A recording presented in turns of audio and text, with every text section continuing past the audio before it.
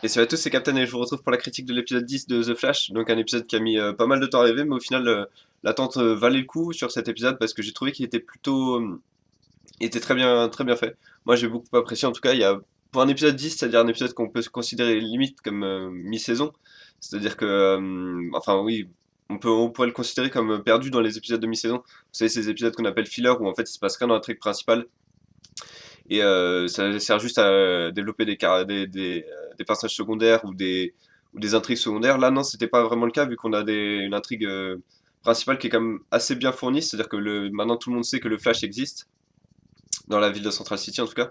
Ça a été fait officiel avec cet épisode. On a également eu comment dire, le développement de la relation entre Barry et le professeur Wells. Donc en gros, maintenant, les deux se considèrent comme amis. Enfin, plus Barry qui considère Wells comme un ami. Comme un ami. On a également vu que Wells voulait absolument que rien n'arrive à Barry. Donc au début de leur entraînement, quand Barry se fait tirer dessus par un drone que Starlabs a créé, euh, on voit le professeur Wells qui a deux doigts de se lever de sa chaise pour aller le secourir pour pas que Barry se prenne une balle.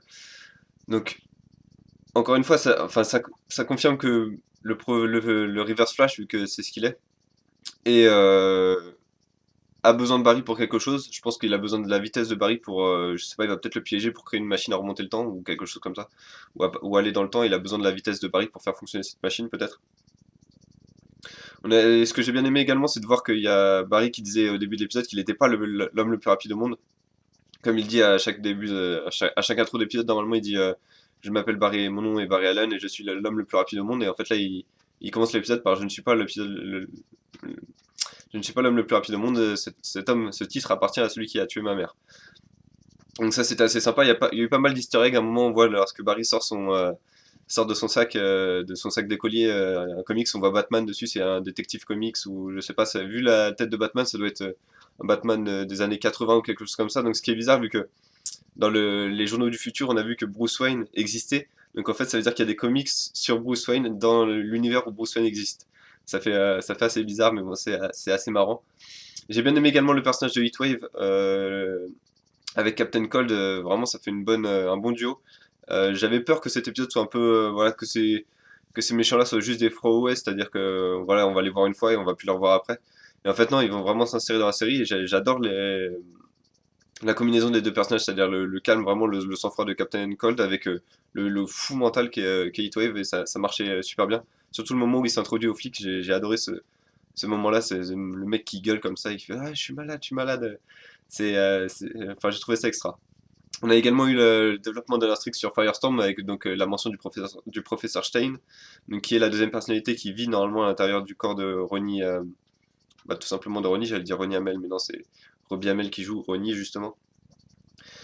Euh, En dehors de ça, bah, il y a eu également l'intrigue sentimentale qui se poursuit avec Iris qui part vivre chez Eddie et du coup Barry qui retourne vivre chez les West. Assez bizarre ça, j'ai pas très bien compris le principe de ça, mais c'est bon, c'est pas très grave.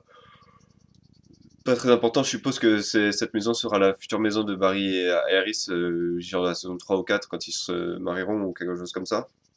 On a également eu Eddie qui aide The Flash, et donc j'ai l'impression que au fur et à mesure des épisodes, il commence à devenir un peu fan peut-être de ce personnage de The Flash, et donc ça correspondrait à, je crois que c'est Eobard Thawne, qui est dans les comics fan du personnage de Barry Allen, mais qui vit 400 ans avant, et donc qui est tellement fan de Barry qui revient dans le passé, et en fait il découvre qu'en revenant dans le passé, c'était lui, le Reverse Flash, et donc l'ennemi juré de Barry Allen. Il devient fou, et du coup, ça crée le Reverse Flash, enfin un des Reverse Flash. Donc pourquoi pas, ça peut être une piste qui est juste là pour nous brouiller, mais ça peut être également ce sur quoi ils vont jouer, sur le fait que pourquoi pas Reverse Flash est en fait un fan du futur.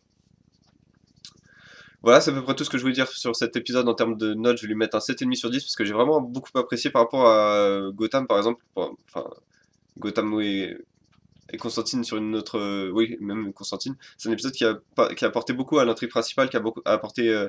En plus d'apporter à l'intrigue principale, ils ont réussi à développer des personnages secondaires, des relations, mettre en place d'autres intrigues secondaires assez passionnantes avec les Captain Cold, la sœur de Captain Cold, etc. Dont on sait qu'elle a été castée, c'était une ancienne de The Tomorrow People. Donc voilà, ça s'annonce vraiment pas bien et la série repart du bon pied avec cet épisode 10 et ça me fait plaisir de voir que The Flash revient vraiment aussi fort qu'avant et ça prouve que vraiment les scénaristes savent où ils vont avec cette série et voilà, c'était la meilleure des choses que je pouvais attendre de cet épisode.